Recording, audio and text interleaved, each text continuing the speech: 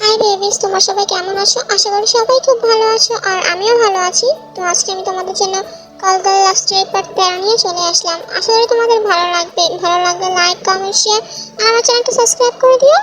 কিছুক্ষণ পর Jimin washroom থেকে বাইরে এসে দেখে জাঙ্কুক বসে আছে। জাঙ্কুক ঘুমোয়নি।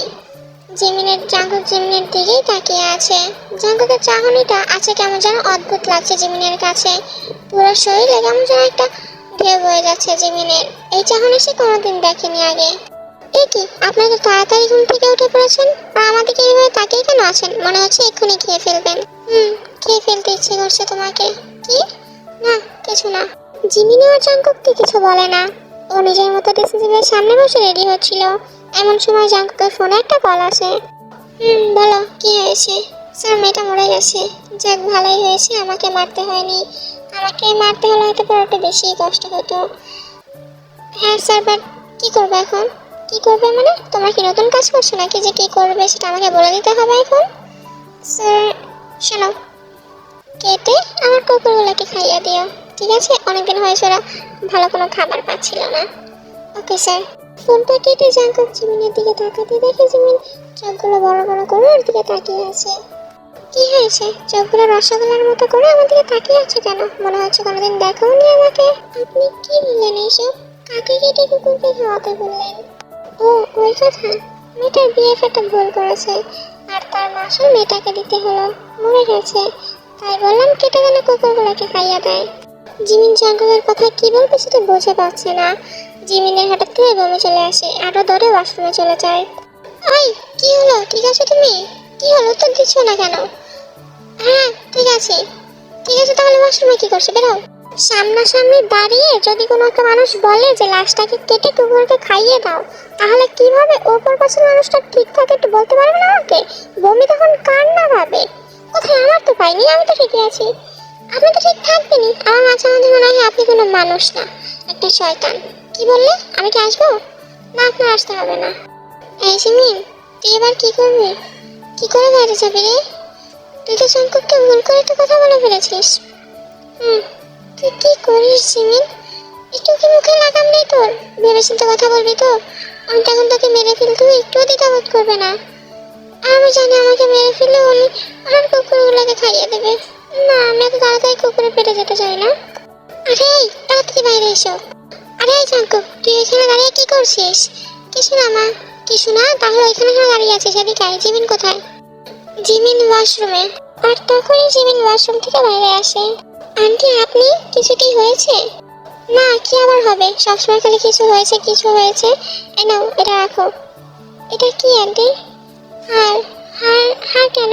কাল তো সবকিছু কিনলাম। তাহলে জানি সবকিছু কিনেছো, কিন্তু এটা তুমি পরবে আজকে ওদের এঙ্গেজমেন্টের সময়। কিন্তু আন্টি। কোনো কিন্তু না, যেটা বলেছে সেটা করো। ঠিক আছে। তারপর জিমিন রেডি হয়, কিন্তু রেডি হওয়ার সময় জাঙ্কুক একটা জিনিস খেয়াল করেছো, জিমিন অনেকবারই ওয়াশরুমে গেছে। আপু, তাড়াতাড়ি আসো। আপু, কি হয়েছে তোমার? তোমাকে এমন কেন দেখাচ্ছে? না, কিছু হয়নি ভাইয়া, আমি জানি না। পার্টিতে সবাই সবার মতো এনজয় করছিল। জিমিন একটা সাইডে দাঁড়িয়েছিল আর তখন জিমিনের কাছে একজন লোক আসে। হাই, আই এম জিও, জাঙ্কুকের বিজনেস পার্টনার। হ্যালো। নাম কি তোমার? জিমিন। ও, নাইস নেম। থ্যাঙ্কস। তোমাকে প্রথম প্রথম তো দেখে বলবেই না যে তুমি একজন কল গার্ল। মানে? আপনি সব কি বলছেন? কেন? আমি কি ভুল বললাম নাকি? আপনি কি করে জানলেন এইসব? জাঙ্কুক আমার বিজনেস পার্টনার, সাথে সাথে আমার খুব ভালো ফ্রেন্ড, তাই ওর থেকে জেনেছি। কি? কেন, তোমার বিশ্বাস হচ্ছে না? কেন? কেন এত কষ্ট দিচ্ছেন আমাকে? আমি কি বলেছিলাম আমাকে নিয়ে আসতে? বলিনি তো, আপনিই তো নিয়ে এসেছিলেন। তাহলে এখন কেন এনে লোকের কাছে বলছেন আমার সত্যিটা? কেন বলছেন যে আমি একজন কনসাল? আন্টি। হ্যাঁ জিমিন, বলো। আন্টি, আমি বাসায় চলে যাচ্ছি। বাসায় যাচ্ছ মানে? কেন? পার্টিটা এখনো শুরুই হয়নি, তাহলে বাসায় কেন যাচ্ছ? আসলে আমার শরীরটা ভালো না, সকাল থেকেই শরীরটা খারাপ, তাই চলে যেতে চাইছি। তো যদি আমার কথা জিজ্ঞেস করে তাহলে একটু বলে দেবেন। আমি বাসায় চলে গেছি। হ্যাঁ, আপনারা এনজয় করুন। আচ্ছা ঠিক আছে, যাও। জাঙ্কুককে বলেছো? না বলিনি। আচ্ছা আমি বলে দেবো। তারপর জিমিন বাসায় চলে আসে, কিন্তু অন্যদিকে জাঙ্কুক যায় কিনা পুরো পার্টিতে জিমিনকে খুঁজছিল কিন্তু কোথাও পায়নি। তাই ও জিনের কাছে যায় জিমিনের কথা জিজ্ঞেস করতে। মা, জিমিন কোথায়? ও তো বাসায় চলে গেছে। বাসায় চলে গেছে মানে? আমাকে তো একবারে বলে যায়নি। কেন গেছে ও? ওর শরীরটা কি ভালো না, তাই চলে গেছে। আমি বলেছিলাম যে আমি তোকে বলে দেবো, কিন্তু মনে ছিল না। ও আচ্ছা ঠিক আছে। অন্যদিকে জিমিন, যে কিনা নিজের ঘরে বসে নিজের অজান্তেই একটা নতুন অনুভূতি ফিল করছিল। ও নিজের পেটে হাত দিয়ে মৃদু হাসে। আমি যেটা ভাবছি সেটা যদি সত্যি হয় তাহলে কি হবে? জাঙ্কুক কেমন রিয়াক্ট করবে? ও তো আমাকে এখানে এনেছে শুধু চাহিদা মেটানোর জন্য। এখন যদি না, এরকম কিছু নাও হতে পারে, বলা যায় না তাই না? আর যদি হয় তখন কি হবে? এই বাচ্চা না, এসব কি হচ্ছে? আমি জিমিনের কথার মাঝে জিমিন শুনতে পায় কে যেন দরজায় বেল বাজাচ্ছে। তাই জিমিন দরজা খুলতে চলে যায়।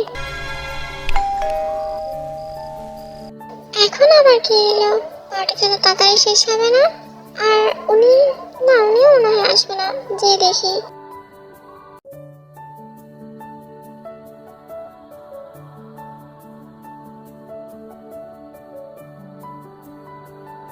এই কি আপনি? হ্যাঁ আমি। কি করবে বলো? আর সহ্য হচ্ছিল না তাই চলে এলাম। দেখুন জাঙ্কুক পার্টিতে আছে, আপনি এখানে যান। এখানে কেন এসেছেন? আর ওই তো আমাকে পাঠালো তোমার কাছে আসার জন্য। তুমি খুব সুন্দর জানো তো, তোমাকে দেখলে কোনো পুরুষ নিজেকে আটকে রাখতে পারবে না, এত সুন্দর তুমি। কি করছেন কি? ছাড়ুন আমাকে।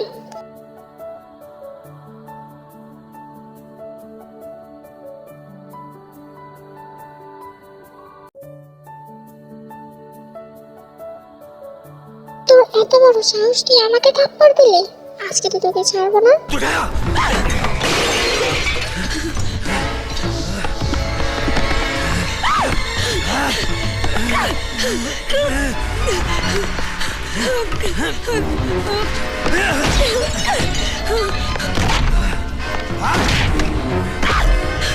चलो उठ इधर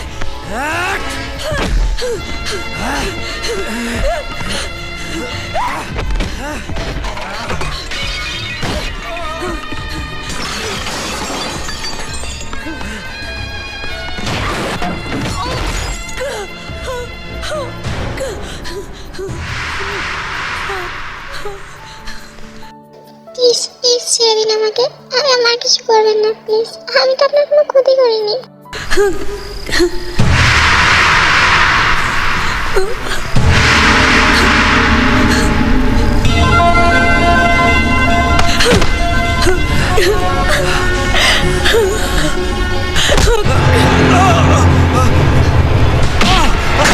তোর এত বড় সাহস হয় কি করে তুই জিনের গায়ে হাত দিস? তুই হয়তো ভুলে গেছিস আমি কি কি করতে পারি তাই না? সমস্যা নেই, আজকে তোকে সব মনে করিয়ে দিচ্ছি। তুই জিমিনের গায়ে হাত দিয়েছিস, বড় ভুল করেছিস তুই।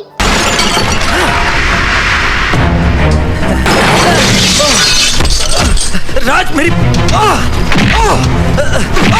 হয়েছে, আর কত মারবেন? মরে যাবে তো লোকটা। মরে যাক, তাহলে তোমার কি? ও তোমার গায়ে হাত দিয়েছে, বুঝতে পারছো? এই হাত আমি কেটে ফেলবো। হ্যাঁ হাত দিয়েছে তো। আপনি তো পাঠিয়েছেন ওকে। আপনি তো পাঠিয়েছেন আমার গায়ে হাত দেওয়ার জন্য, তাহলে এখন কেন আসছেন? আমি পাঠিয়েছি মানে? হ্যাঁ, আপনি তো ওনাকে সত্যিটা বলেছেন যে আমি একজন কর্গাল, না হলে আমি কি করে জানলে বলুন? জিমিন, ও তোমাকে বললো আর তুমি বিশ্বাস করলে? আমি একথা বলিনি জিমিন। জাঙ্কুক যে লোকটাকে আবার মারতে থাকে, জাঙ্কুককে কোনোভাবেই থামানো যাচ্ছে না। আর তখনই সুগা সহ ওদের পরিবার সবাই চলে আসে। সুগা অনেকবার জাঙ্কুককে আটকানোর চেষ্টা করে কিন্তু কিছুতেই পারে না। সুগা জাঙ্কুক লোকটাকে শুট করতেই যাবে, আর তখনই সুগা জিমিনকে বলে, জিমিন জিমিন তুমি ভাইয়াকে আটকাও, ভাইয়া ওকে মেরে ফেলবে। আর ও আমাদের বিজনেসের খুব বড় একটা অংশ জিমিন। ওকে মেরে ফেললে আমাদের বিজনেসের অনেক বড় ক্ষতি হয়ে যাবে জিমিন। তুমি আটকাও ভাইয়াকে। দয়া করে শান্ত হন, মারবেন না ওকে। অনেক মেরেছেন তো, প্রাণে বাঁচিয়ে রাখুন। প্রাণে মারবেন না ওকে। আমি জানি ও ভুল করেছে, তার জন্য এত বড় শাস্তি আপনি ওকে দেবেন না প্লিজ। না জিমিন তুমি প্লিজ শান্ত হন। তারপর জিমিন আর জাঙ্কুক দুজনেই নিজেদের রুমে চলে যায়। আমার এই অনিচ্ছাকৃত অতীত কোনোদিন আমার পিছু ছাড়বে না, তাই না জাঙ্কুক? এটা তো অতীত না, এটা আমার বুকে থাকা একটা ছুরি, যাকে আমি চাইলেও বের করতে পারছি না। জিমিন, তুমি এখনো বিশ্বাস করছো যে আমি ওকে এই কথা বলেছি? জিমিন, তুমি ওকে বিশ্বাস করো, আমি বলিনি ওকে এই কথা। আমি কোনোদিনও বলিনি, আর কাউকে বলবো না। আমি আপনাকে বিশ্বাস করি। হ্যাঁ, আগে হয়তো বা করতাম না, কিন্তু এখন করি। আমি জানি আপনি কোনোদিনই এই কথাটা কাউকে বলবেন না। জিন জিমিনের সাথে কথা বলার জন্য ওর ঘরে আসে, কিন্তু ও দেখে জাঙ্কুকও সেখানে ছিল, তাই ও কিছু বলতে পারছে না। আর সেটা যেমন বুঝতে পারে জাঙ্কুকের উপস্থিতিতেই ও কিছু বলছে না। আপনি একটু বাইরে যান না, আমি আন্টির সাথে কিছু কথা বলবো। তো আমার সাথে কথা বললে আমি থাকলে কি হয়েছে, যাবো না আমি? যান না একটু। আচ্ছা ঠিক আছে, যাচ্ছি। আন্টি, আপনি এখানে আসুন, এখানে বসুন, আর কি বলতে চান তা বলুন। তুমি কি করে বুঝলে যে আমি তোমাকে কিছু বলতে চাই? কি হলো, তুমি হাসছো যে? আন্টি, কি করে বুঝলাম সেটা বাদ দিই, আপনি কি বলতে চান সেটা বলুন। তুমি এখন থেকে আমাকে মা বলে ডাকবে। মা? হ্যাঁ, মা। আর আজ এই মাই তোমার কাছে একটা আবদার নিয়ে এসেছে। একদিকে মা বলতে বলছেন, আরেকদিকে বলছেন মা আমার কাছে আবদার নিয়ে এসেছে। মারা কখনো আবদার করে না, আবদার তো সন্তানরা মার কাছে করে, আর মারা তো সবসময় আদেশ করে। আপনি আমার কাছে আদেশ নিয়ে এসেছেন, সেটা বলুন, আর আমি সেই আদেশ রাখার চেষ্টা করব। বলুন আপনি। তা তুমি যা মনে করো তাই, কিন্তু আমি বলতে চাই, আমার মনে হয় তুমি একমাত্র মানুষ যে জাঙ্কুককে মাফিয়া জগৎ থেকে ফিরিয়ে আনতে পারবে। একবার চেষ্টা করে দেখো না জিমিন, যদি পারো। ওনারা জানে যে জাঙ্কুক একজন মাফিয়া। আমিও না শুধু শুধু এতদিন ভাবছিলাম। কি হলো জিমিন, কি ভাবছো? না, তেমন কিছু না। আমি জানি না আপনারা কেন এই কথা বলছেন, কারণ এর আগে সুগাও আমাকে বলেছিল যে আমি নাকি পারবো জাঙ্কুককে মাফিয়া জগৎ থেকে ফিরিয়ে আনতে। তবে আমি তখন ওর কথাটা তেমনভাবে পাত্তা দিইনি, কিন্তু এখন আমি চেষ্টা করব ওকে মাফিয়া জগৎ থেকে ফিরিয়ে আনার। জানি না কতটুকু পারবো, তবে আপনার আদেশ আমি রাখার চেষ্টা করব। আপনি চিন্তা করবেন না।